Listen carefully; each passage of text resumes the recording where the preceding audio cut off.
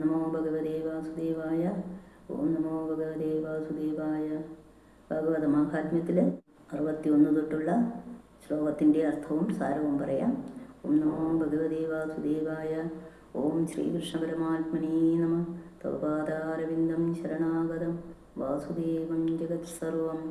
ഓം ശാന്തി ശാന്തി ശാന്തി. ശ്ലോകം 61.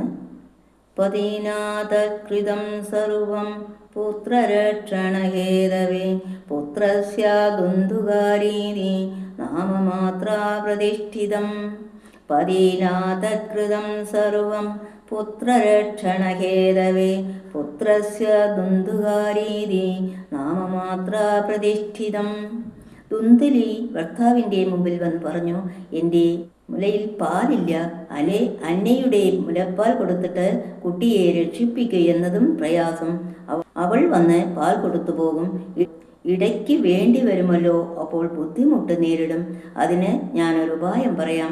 എൻ്റെ സഹോദരിയുടെ കുട്ടി ഈയിടെ മരിച്ചുപോയി. അവളെ നമ്മുടെ ഗൃഹത്തിൽ വരുത്തി പാർപ്പിക്കുക. അവൾ അങ്ങയുടെ പുത്രനെ വളർത്തും. അത് കേട്ടപ്പോൾ ഭർത്താവ് അതുപോലെ ചെയ്തു.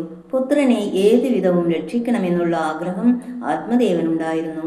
കുട്ടിക്ക് ദുന്ദുകാരി എന്നുള്ള നാമധേയം മാതാവ് കൽപ്പിച്ചു. ശ്ലോകം 62. ത്രിമാസേ നിർഘതേ ജാത സതേനോ സുഷുവേർഭകം സർവാംഗസുന്ദരം ദിവ്യം നിർമ്മലം കനകപ്രഭം. ത്രിമാസേ നിർഘതേ ജാത സതേനോ സുഷുർഭകം സർവാംഗസുന്ദരം ദിവ്യം നിർമ്മലം കനകപ്രഭം. 3 മാസം കഴിഞ്ഞപ്പോൾ ആ പശു സുന്ദരനും സ്വർണകാന്തിയുമുള്ളവനും നിർമ്മലനും ദിവ്യനുമായ ഒരു കുട്ടിയെ പ്രസവിച്ചു. ശ്ലോകം 63. ദൃഷ്ടാ പ്രസന്നോ വിപ്രസ്തോ സംസ്കാരാ സ്വയമാദദേ മത്വാശ്ചര്യം ജനാ സർവേ ദദൃക്ഷാർത്ഥം സമാഗതാഃ. ദൃഷ്ടാ പ്രസന്നോ വിപ്രസ്തു സംസ്കാരാൻ സ്വയമാധദേ മത്വാശ്ചര്യം ജനാ സർവേ ദദൃക്ഷാർത്ഥം സമാഗതാഃ.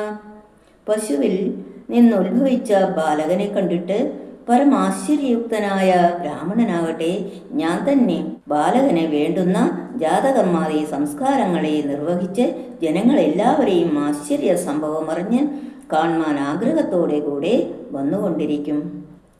ശ്ലോകം 64. ഭാഗ്യോദയേതുനാജാത ആത്മദേവസ്യ പശ്യത ദേനാ ബാലപ്രസൂസ്തസ്തു ദേവരൂപീതി കൗതുകം. ഭാഗ്യോദയോതുനാജാത ആത്മദേവസ്യ പശ്യത ദേനാ ബാലപ്രസൂതസ്തു ദേവരൂപീതി കൗതുകം. ആത്മദേവന് ഇപ്പോൾ ഭാഗ്യോദയമായിരിക്കുന്നു. പശുവിനുണ്ടായ ബാലൻ ദിവ്യസ്വരൂപനായിരിക്കുന്ന കൗതുകത്തെ നിങ്ങൾ നോക്കുവിൻ എന്നിങ്ങനെ ജനങ്ങൾ അന്യോന്യം പറഞ്ഞു.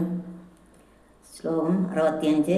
നാജ്ഞാതം തദ്രഹസ്യം തുകേനാവിധിയോഗതഃ ഗോവർണം ച സദം ദൃഷ്ട്വാ ഗോവർണം നാമ ജാഗരോത്.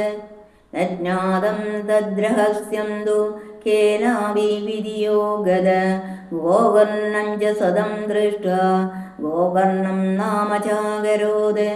സന്യാസി നൽകിയ ബലഭക്ഷണം നിമിത്തമാണ് ധേനുവിൽ നിന്ന് ദിവ്യനായ പുത്രൻ ജനിച്ചതെന്നുള്ള കാരണം ദൈവയോഗത്താൽ ആർക്കും അറിവാൻ സാധിച്ചതുമില്ല. പശുവിൽ നിന്ന് ഉത്ഭവിച്ച ദിവ്യബാലകന്റെ കർണങ്ങൾ മാത്രം പശുകർണങ്ങളെ എന്ന പോലെ ഇരിക്കുന്നത് കണ്ടിട്ട് ആത്മദേവൻ ആ ബാലകന് ഗോകർണനെന്ന് പേരിട്ടു. ശ്ലോകം 66. കിയത്കായേന ദൗജാതോ തരുണോ തനയാവുഭോ ഗോകർണ പണ്ഡിതോ ജ്ഞാനി ദുന്ദുകാരി മഹാകലഃ. കിയത്കാലേന ദൗജാതോ തരുണോ തനയാവുഭോ ഗോകർണ പണ്ഡിത ജ്ഞാനി ദുന്ദുകാരി മഹാകലഃ. കാരണവൈചിത്രം നിമിത്തം കാര്യത്തിൽ കണ്ടതായ വിചിത്രമതയെ വിശദമാക്കുന്നു. കുറെ കാലം കൊണ്ട് ആ 2 പുത്രന്മാരും യൗവനയുക്തന്മാരായി ഭവിച്ചു. ഗോകർണൻ വിവേകബുദ്ധിയുള്ളവനും ജ്ഞാനിയുമായി വന്നു. ദുന്ദുകാരി മഹാദുഷ്ടനുമായി ഭവിച്ചു. ശ്ലോകം 67.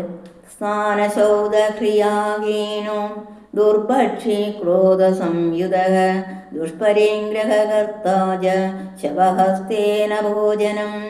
സ്നാനശൗചക്രിയാഹീനോ ദുർഭക്ഷി ക്രോധസംയുതഃ ദുഷ്പരിഗ്രഹകർത്താ ച ശവഹസ്തേന ഭോജനം. സ്നാനശൗചക്രിയാഹീനോ ദുർഭക്ഷി ക്രോധസംയുതഃ ദുഷ്പരിഗ്രഹകർത്താ ച ശവഹസ്തേന ഭോജനം. ശവഹസ്തേന ഇടത്തു കൈകൊണ്ട് ദുർഭക്ഷി ദുഷ്പദാർത്ഥങ്ങളെ ഭക്ഷിക്കുന്നവൻ. സ്നാനം, ശൗചം, ബ്രാഹ്മണാചിതമായ നിത്യകർമ്മം മുതലായവ ഇല്ലാത്തവനും ദുഷിച്ച പദാർത്ഥങ്ങളെ ഭക്ഷിക്കുന്നവനും സതുപദേശം ചെയ്യുന്നവരിൽ ക്രോധിക്കുന്നവനും ദുഷിച്ച പരിഗ്രഹങ്ങളെ സ്വീകരിക്കുന്നവനും ഇടത്തു കൈകൊണ്ട് ഭുജിക്കുന്നവനുമായിരുന്നു. വാമഹസ്തേന യദ്ഭുക്തം മാംസതുല്യം ശ്രുതം ബുധൈ. ഇടത്തു കൈകൊണ്ട് യാതൊരു ഒന്നിനെ എടുത്ത് ഭക്ഷിക്കുന്നുവോ ആ വസ്തു മാംസത്തിന് തുല്യമാണെന്ന് ശ്രുതിയുള്ളതുകൊണ്ടാണ് ശവഹസ്തം ഇടത്തുകൈ എന്ന് നിർണയിച്ചത്. ദുഷ്പരിഗ്രഹങ്ങളെ ബ്രാഹ്മണ പുരാണത്തിൽ പറഞ്ഞിരിക്കുന്നു. തിലധേനു ദുർഗമോ വാജി പ്രേതാനമജിനം മണി സുരഭി സൂയമാനാജ ദുഷ്ടാസക്ത പരിഗ്രഹാത്. തിലേദേന ദുർഗജോ വാജി പ്രേതാനമജിനം മണി സുരഭി സൂയമാനാജ ദുഷ്ടാസപ്ത പരിഗ്രഹ. എള്ളുകൊണ്ട് നിർമ്മിച്ച പശു, ആന, കുതിര, പ്രേതാന്നം, കൃഷ്ണമൃഗത്താൽ മണി, ശാലിഗ്രാമം എന്ന് പേരായത്. പ്രസവിക്കുന്ന പശു പ്രസവിച്ചു കഴിഞ്ഞില്ല, കുട്ടിയുടെ മുഖം മാത്രം പുറത്തു വന്നിട്ടുണ്ട്. അപ്പോൾ മുന്നിലും പിന്നിലും മുഖമുള്ള പശു എന്ന നിലയിലിരിക്കുന്ന ധേനുവെന്ന് സാരം.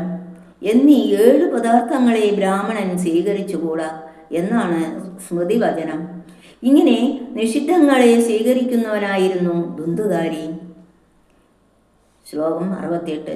ചൗരസർവജനദ്വേഷി പരമേശ്വരപ്രദീപകഃ ലാളനായാ ഭഗാൻ ഋത്വാ സദ്യഗോപേന പാതയത്. ചൗരസർവജനദ്വേഷി പരമേശ്വരപ്രദീപകഃ ലാളനായാ ഭഗാൻ ധൃത്വാ സദ്യഗോപേന പാതയത്. അന്യരുടെ മുതൽ കക്കുന്നവനും സർവ്വജനങ്ങളെയും ദേഷിക്കുന്ന സ്വഭാവമുള്ളവനും അന്യരുടെ ഗൃഹങ്ങൾ തീവെച്ച് ദഹിപ്പിക്കുന്നവനും കുട്ടികളെ ലാളിപ്പാൻ എന്ന നിലയിൽ എടുത്ത ഉടനെ കിണറ്റിലെറിയുന്നവനുമായിരുന്നു. ശ്ലോകം 69. കിം സഹ ശസ്ത്രധാരീഞ്ച ദീനാന്താനാം പ്രവീഡക ചണ്ഡാള ബിരദോ നിത്യം പാശഹസ്തച്ച സംഗത. ഹിംസക ശസ്ത്രധാരീജ ദീനാന്ധാനാം പ്രവീഡക ചണ്ഡാള ബിരദോ നിത്യം പാശഹസ്തച്ച സംഗത. പ്രാണികളെ വധിക്കുന്നവനും എപ്പോഴും ആയുധമെടുത്ത് നടക്കുന്നവനും ദരിദ്രന്മാർ, ദുഷ്ടഹീനന്മാർ എന്നിവരെ ഉപദ്രവിക്കുന്നവനും ചാണ്ടാളന്മാരോട് കൂടിച്ചേർന്ന് രസിക്കുന്നവനും കയ്യിൽ പിടിച്ച് നടക്കുന്നവനും ക്രൂര സംസർഗമുള്ളവനുമായിരുന്നു. ചസംഗത എന്നതിന് ശസംഗത എന്ന് പാഠഭേദം. ശാവിൻ്റെ സംഘത്തോടു കൂടിയവൻ. ശ്ലോകം 70. തേന വേശാപ്രസംഗേന പൈത്രം വിത്തതു നാശിതം ഏകദാ പിതരോദാഢ്യ പാത്രാണി സ്വയമാഹരത്. തേന വേശാപ്രസംഗേന പൈത്രം വിത്തം ദുനാശിതം ഏകദാ പിതരോദാഢ്യ പാത്രാണി സ്വയമാഹരത്. വേശ്യാസംസർഗ നിമിത്തം പിതാവിൻ്റെ മുതൽ മുഴുവനും നശിപ്പിച്ച അവൻ ഒരു നാൾ മാതാപിതാക്കന്മാരെ ദേഹോദ്രവം ചെയ്ത ശേഷം ഗൃഹത്തിൽ ഉപയോഗിക്കുന്ന പാത്രങ്ങളെ വേശ്യാഗൃഹത്തിലേക്ക് കൊണ്ടുപോയി.